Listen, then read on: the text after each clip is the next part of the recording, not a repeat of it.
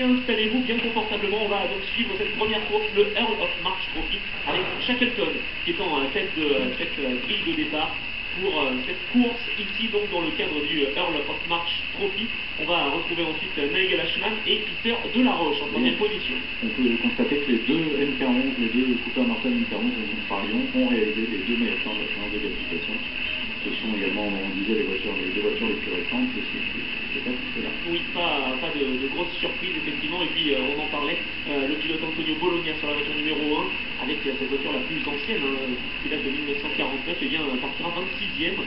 Et pas dernier, mais 26e, en 2:23,978 avec cette voiture numéro 1, à comparer au 1:44,349 du poleman à l'image, George Shackleton. Ça fait une grosse poignée de secondes d'écart.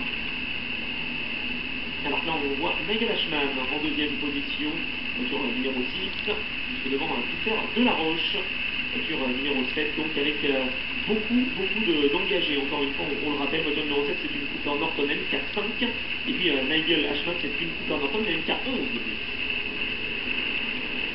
Alors que ça va être parti. Pour le tour de formation, je pense. Oui, j'ai l'impression qu'ils ne sont pas à vitesse pleine, mais si, c'est parti. C'est bien parti. Avec un départ, oui, pour donc le meilleur en vol, Nigel Ashman, qui a signé le all shot, comme on peut signaler en moto. Et bien là, c'est également le cas. Peter Delaroche à l'extérieur qui se fait déborder par Sam Wilson. Et puis moyen pour Shackleton. Oui, le poleman, c'est ce que j'allais dire, sur la voiture numéro 33 à gauche de l'image. Qui va se replacer en deuxième position, voilà. L'effet aérodynamique fonctionne peut-être un tout petit peu moins que sur les voitures modernes. Enfin, on a quand même tendance à penser qu'il est important aussi de prendre l'aspiration et de se coller dans l'arrière du pilote précédent. On voit un carrossage assez impressionnant sur la voiture, par exemple, de Sam Wilson, voiture numéro 12, voiture rouge en troisième position. Je trouve que le carrossage est prononcé. On peut le dire. Alors, que va-t-il nous réserver ce Earl of March Trophy avec la voiture numéro 7, Peter Delaroche, qui partait sur la première ligne et qui maintenant est en cinquième position. Ce qu'on a pu voir hier, Jean-Philippe, c'est qu'il y avait une disparité finalement entre les temps de qualification et les temps de course. Les temps de course, exactement, oui, tout à fait. Les voitures les plus rapides n'étaient pas forcément ensuite forcément prises dans le coup durant la course. Donc ça peut s'expliquer parce qu'on essaye de suivre le rythme de son adversaire et du coup on est un petit peu plus tiré vers l'avant alors que Shackleton va reprendre la tête de cette course. Il partait en pole position, il est désormais premier. Une grosse bagarre derrière pour la deuxième place, mais oui, la 12 de Sam Wilson. Sam Wilson, pardon, reste en troisième position. Delaroche se défend bien pour le coup. Et puis on peut voir aussi que les pilotes, c'est pour ça qu'il y a peu de protection, c'est ce que nous fait remarquer Jonathan Mascar sur Twitter, peu de protection sur le côté. Et bien c'est tout simplement pour se pencher vers le poids, bien sûr. Un petit peu à l'image d'un motard, finalement. C'est pas quelque chose de très surprenant finalement. Voilà, on voit très bien ici, on voit très bien ici avec Shackleton. John Surtees, qui avait remporté la même année le championnat du monde de moto et puis le championnat du monde de Formule 1, c'est pas un hasard finalement, parce qu'on avait peut-être des similitudes à l'époque. On voit que Shackleton ne s'échappe pas, justement. Et il va même perdre la première place au profit d'une autre MK11, la numéro 6, pilotée par Ashman. Bon, voilà, on s'arrête au stand. Du côté d'un des participants. Donc Shackleton c'est Bishop Miller qui s'est arrêté. Bon, attention avec l'affrontement assez impressionnant avec Peter Delaroche à l'extérieur sur la voiture numéro 12 de Wilson. Sam Wilson à l'extérieur. On a 4 pilotes qui ont fait le trou là. Honnêtement, on a 2 MK11, une MK5 et une autre Norton TK54. Ils n'abusent pas de terrain, les 4 hommes. Vraiment, on s'aperçoit que les pilotes s'en donnent à cœur joie et il ne faudrait pas qu'il y ait un enchevêtrement de roues, sinon ça pourrait avoir des conséquences désastreuses.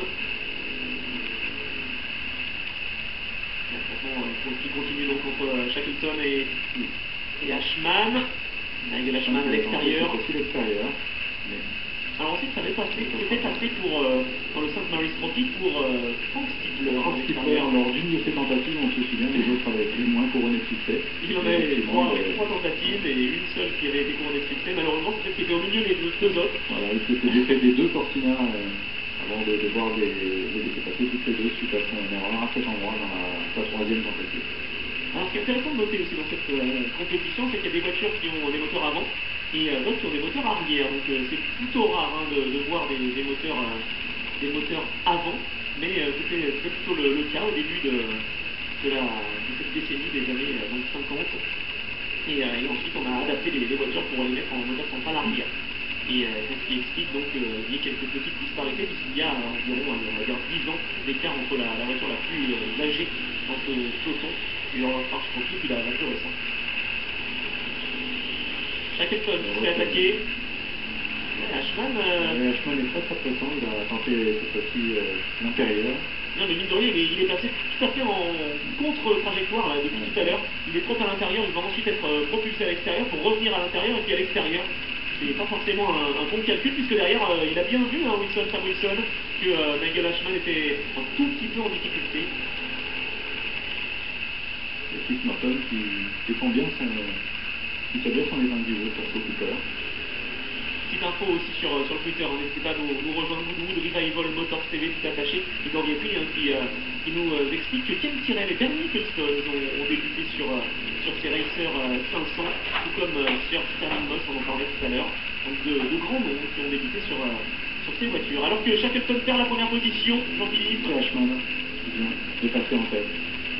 Ouais, ça a été le score en fini par payer, donc une MK11 chasse l'autre. Oui, et puis derrière, on a l'impression quand même que Sam Wilson ne veut pas se laisser passer. Pas plus d'ailleurs que de la Roche. Alors que le trou au fer et Trudeau sont en 5e position, qui tombent déjà à près de 10 secondes. Oui, et puis on dépasse les premiers retardataires. Gilbert Lenoir, un vrai passionné et un scientifique en biologie, intéressé par la mécanique. Voilà pour le pilote de la JR Tergy Triomphe de 1950. Il est un petit peu moins rapide, mais il se fait plaisir aussi sur ce Voodoo Revival. Eh bien, on a l'impression que Sam Wilson va se faire prendre son propre piège là, avec Delaroche qui vient de s'emparer de la 3e position. Ah, c'est vraiment très différent d'un tour à l'autre, avec les pilotes qui retrouvent les ressources nécessaires parfois pour se relancer et déborder leurs adversaires. C'est vrai que ces batailles ne vont pas se lâcher, ça pourrait très bien durer jusqu'à la fin de la course cette histoire. Oui. Même si là, la Keith Norton commence à être un petit peu distancée quand même. Oui, c'est vrai que Sam Wilson est plus facile. Ah, c'est un petit peu surprenant d'ailleurs, alors qu'il était sur les talons de Nigel Ashman et Shackleton. Et on se bat aussi avec la voiture numéro 8 de Hunt. Et derrière, on a la voiture 32 de Woodhouse. Une MK9 en cas de Woodhouse. Oui, cette voiture numéro 32 donc. Qui a donc perdu la 5e place au profit de Russell. Mais tout ça se passe à maintenant une bonne dizaine de secondes déjà des navigants. Oui, on est un peu loin. Alors là, on voit les trajectoires totalement différentes. Attention! Waouh! Avec Shackleton qui a coupé la trajectoire devant Delaroche. Il faut vraiment faire attention, puisque là, certes, on ferme la porte, effectivement, mais les voitures ne sont pas si réactives que les voitures modernes. Donc, il y aurait pu avoir peut-être un petit souci du côté de Delaroche et Shackleton. Du coup, il est très bien sorti de la courbe et du coup, il est revenu juste derrière le leader, Ashman. Oui, très bien fait. Il va apporter une attaque maintenant. Il va peut-être même s'emparer de la première position, ça y est.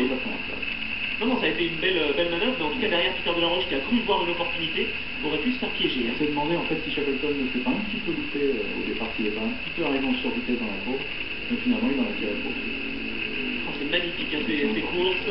Ah, vraiment, je suis sous le charme de ces voitures des années 50 avec donc Shackleton qui est en tête devant Nigel Ashman et Peter Delaroche.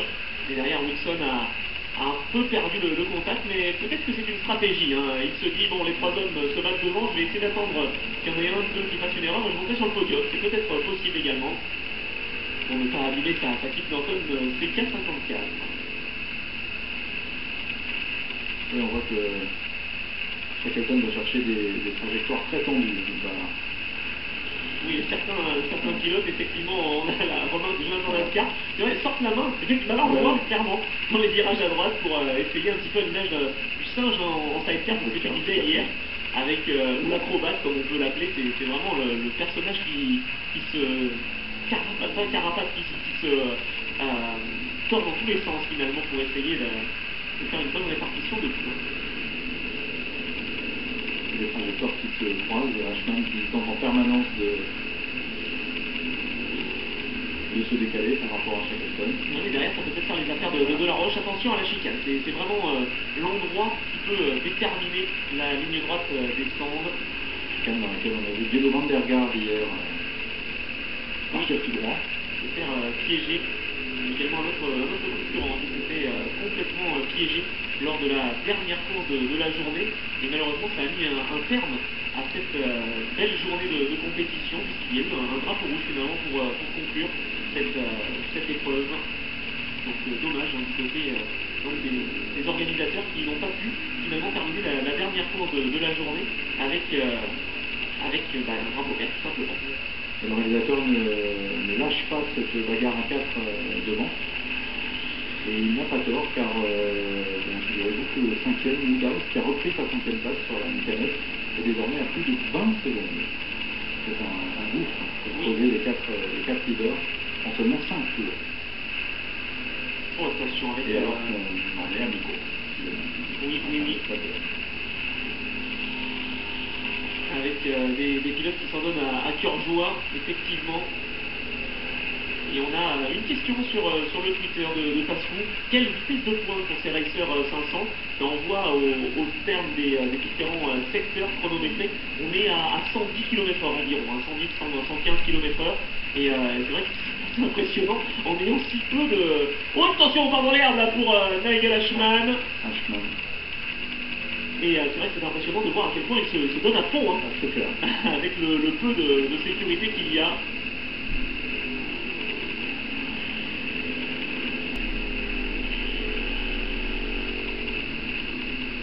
Avec les retardataires qui essaient de laisser le passage au leader. On voit la grosse différence de vitesse de pointe et de vitesse surtout entre les pilotes qui sont dans le fond de grille et puis les pilotes de pointe, parce que là vraiment je pense que derrière on essaie de ne pas trop se prendre la tête, du côté de Lenoir ou de Bishop Miller. On a une voiture qui est là plus pour se montrer, pour se faire plaisir au volant donc, et puis sur ce circuit de Goodwood. Vraiment, on peut vraiment pas la victoire. Voilà, on trouve un peu les deux cas de figure, ceux qui sont là vraiment pour se faire plaisir, et puis ceux qui sont là aussi pour se faire plaisir, mais qui aimeraient bien également accrocher une petite victoire à leur palmarès. Oui, sans pour autant partir... deux roues dans l'herbe, façon Christensen hier. Oui, mais sauf que là, il n'était pas content. Il a quand même, je pense pas que ce soit un signe de gentleman, là, pour le coup. Il était un petit peu agacé par le comportement de Shackleton. On avait tendance à dire, effectivement, dans ce Goodwood Revival, que les pilotes étaient plutôt gentlemen. Ça reste le cas, hein. Ils laissent plutôt la porte ouverte parfois. J'ai l'impression que Shackleton n'est pas dans cette idée-là. Et puis derrière, c'est Peter de la Roche qui peut peut-être essayer d'en profiter. Alors que Wilson, lui, a décroché. Il est à près de 4 secondes maintenant. Une seule main sur le volant pour Shackleton dans ce virage. On se penche totalement et on va essayer d'empêcher Ashman de prendre l'avantage, mais je pense que cette fois, ça va passer pour Ashman, oui. Bien vu, avec le dernier tour de Shackleton, une 44 871, une 45 048 pour Ashman. Avant cette Cooper Norton M40 de 57, ce sont les deux voitures globalement les plus récentes de ce peloton. Cooper Norton de 57. Derrière la voiture de Peter de la Roche date de 51, donc elle était bien vaillante, cette Cooper Norton M45. C'est parfaitement son rang. Oui. Peut-être même tirer les marrons du feu et profiter de cette bagarre très intense pour ce type de course entre nos deux leaders. Alors ce qu'on peut voir surtout, c'est qu'en 7 ans, en 6 ans plutôt, l'évolution n'a pas été exceptionnelle entre la version 5 de cette Cooper Norton et la version 11. En tout cas, ça ne frappe pas vraiment les différences et on voit que Peter de la Roche a signé le meilleur chrono, une 44 249 dans le dernier tour. Il a profité de l'affrontement entre Shackleton et Ashman. Et il est de plus en plus pressant effectivement sur ces deux adversaires. Ah, c'est serré, c'est disputé dans cette course. Avec donc Ashman en tête devant Shackleton. Et puis derrière on a de la Roche et Wilson qui a un petit peu lâché quand même. Wilson 4 secondes 7 maintenant de retard. Et derrière le gros d'essai à Jean-Philippe. Près de 30 secondes de retard maintenant pour Woodhouse qui perd à peu près 5 secondes au tour. C'est la 5e place sur une MK9, pourtant une voiture plus récente par exemple que celle de Delaroche. Oui, David Woodhouse qui est en 5e position. Non, de la Roche a l'air de vraiment être à son aise avec cette voiture numéro 16. On retrouve ensuite une Maxon Norton qui était par Russell en 6e position et une autre MK9 de Turner à la 7e place. Et on remarque que c'est très serré en revanche à partir de Woodhouse 5e, mais ils sont une poignée de pilotes qui se tiennent en moins d'une dizaine de secondes. Mais on ne les aura pas beaucoup vus car le réalisateur reste attaché à cette victoire en fait, à cette lutte en fait. Pardon. Oui, oui. Ah, safety car, que s'est-il passé? Ah, ben il y a un pilote qui s'est raté à l'issue de la chicane. Là, on le voit, un des concurrents qui s'est raté à l'entrée de la ligne droite des stands. C'est pas forcément l'endroit où il faut se rater. Je crois que c'est Chalice qui a commis une petite erreur. On va surveiller tout cela. On va voir si c'est la voiture numéro 22, c'est la voiture numéro 9. On va essayer de voir, mais je n'ai pas l'impression qu'il y ait eu un contact entre deux pilotes. Non, le pilote a eu, oui, s'est loupé effectivement à la sortie de la chicane. À 5 minutes de l'arrivée. Alors, fort heureusement, la chicane n'a pas été touchée, parce que c'était le problème de la dernière course de la journée avec Woodhouse qui avait commis une erreur avant sa voiture numéro 8 et qui était venue heurter les sorties en polystyrène finalement. Et ça avait beaucoup trop de temps. Voilà, ça avait beaucoup trop de temps pour réparer. On était vers 19h ou 18h58 et on avait peu de temps avant la fermeture du circuit. Donc les organisateurs ont préféré stopper la première journée de compétition. Mais là, eh bien, fort heureusement, il n'y a pas eu de dégâts au niveau de la chicane et on va calmer un petit peu les esprits avec tout simplement Shackleton en deuxième position derrière Nigel Ashman et derrière on retrouve Victor Delaroche avec Gwenel Garoun sur le Twitter qui nous dit qu'il trouve que la 7 et la 12 sont des copies d'Auto-Union avant-guerre. En tout cas, c'est son sentiment et c'est vrai qu'on avait l'impression aussi sur le parc fermé que c'était vraiment des voitures avant-guerre. Une voiture numéro 7 en troisième position, tout petit peu plus petite, on va dire, modèle réduit de l'Auto-Union. Modèle réduit en tout cas. Avec 4 minutes restantes donc, dans cette course. Et Ferrari en termes de safety car. On a eu une Aston Martin et puis on a eu une Ferrari déjà lors d'une des courses, la Lavande Cup je crois. Et désormais, eh bien, on va voir cette Ferrari 275 GTO, si je ne dis pas des tout, GTD plutôt. On va essayer de voir la spécification de cette voiture. Ah, alors qu'il y a un pilote qui se demande ce qui se passe, c'est notre ami Bishop Miller. Il est en 24e position, il est déjà à 3 tours, Jean-Philippe. Et on constate, on a pu remarquer que les roues avant de cette voiture de Miller sont carénées. C'est la seule, oui, ou en tout cas couverte, c'est la seule voiture à recouverte de ce plateau. Alors que là, on a aperçu surtout le pilote qui était en difficulté. Alors de qui s'agit-il? Est-ce Chalice ou est-ce Prost? C'est assez difficile de voir, donc on ne connaît pas forcément les pilotes qui sont des propriétaires, plus que des pilotes. Ils sont là vraiment pour nous montrer leur belle acquisition, leur belle collection avec Delaroche, un autre Delaroche à bord de la voiture numéro 26. C'est Richard Delaroche, on n'a pas compris Peter Delaroche donc. Ils sont bien de la même famille, mais ils ne sont pas dans la même voiture. Alors que cette car a toujours les lumières allumées à 3 minutes de l'arrivée. C'est parti pour un sprint, la course qui peut repartir pour un tour ou deux. Oui. Maximum 2. C'était la question que je me posais, il y a effectivement qui a répondu. La victoire reprend entre la semaine de pilote, je pense, j'espère. En tout cas, pour l'instant, le petit car n'a pas éteint. Non. C'est un gyrophare. Il s'effleut, mais là, en cas présent, c'est un gyrophare. C'est vrai que c'est aussi old school finalement. Voilà.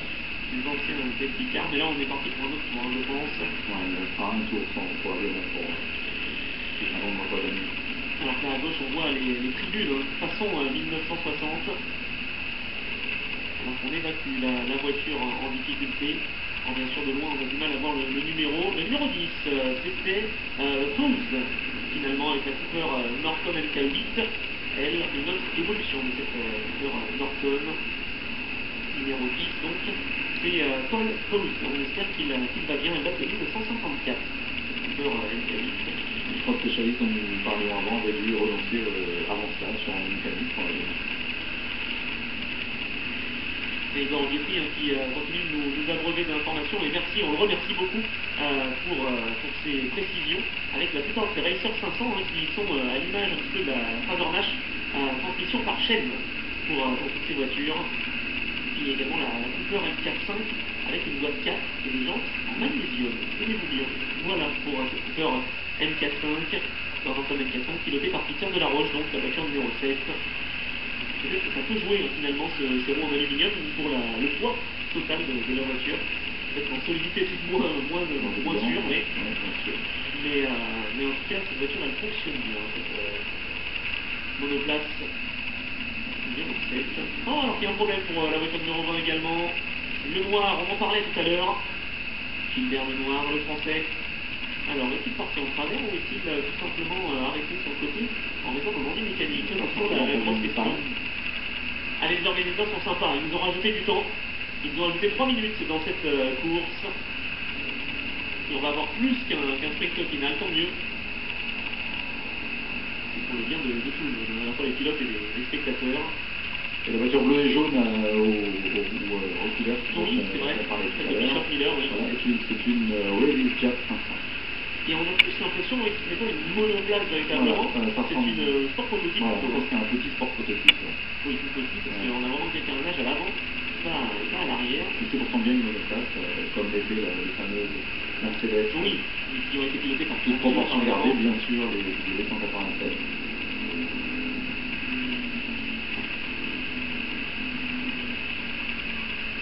Alors qu'il reste donc 3 minutes dans cette épreuve, qui va donc réussir à s'emparer de la première position entre nos deux belligérants, là, le leader Louis Ashman et Shackleton qui est en deuxième position. Et bien on va essayer de surveiller tout simplement. Ils vont partir pour 2 tours, logiquement. S'ils reprennent maintenant, effectivement, ils sont carrément fait. 2 tours donc. 2 petits tours, et puis on aura l'arrivée de cette course. On va donc repartir pour Nigel Ashman en première position. On s'attend à un sprint, effectivement, de 2 tours, oui. Allez, c'est reparti. Allez, Shackleton qui est tout de suite en difficulté là derrière avec Delaroche qui tente de faire une manœuvre à l'extérieur, ça ne peut pas passer, oui. On sait que lors de la course d'hier, il y a une Maserati qui était partie en travers. Et Wilson, lui, il s'est doublé, oui. Je trouve à la limite, il va peut-être conserver l'avantage sur Woodhouse. On est resté devant. Matthew Norton conserve la 4e place.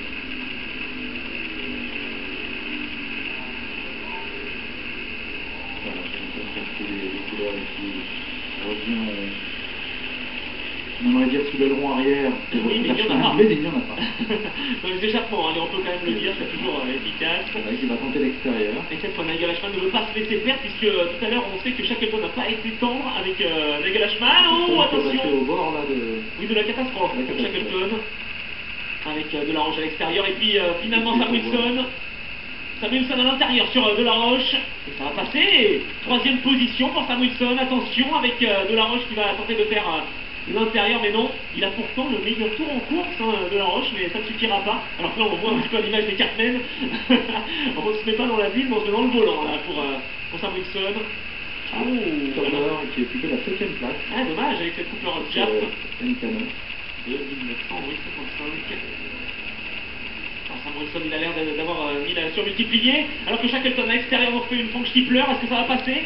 Oh, il a l'air d'être facile. Il est facile, Shackleton. Gros problème là pour... Oui, gros problème pour la voiture numéro 6. Oui, forcément, gros problème puisqu'il part en tête à queue. Nigel Ashman.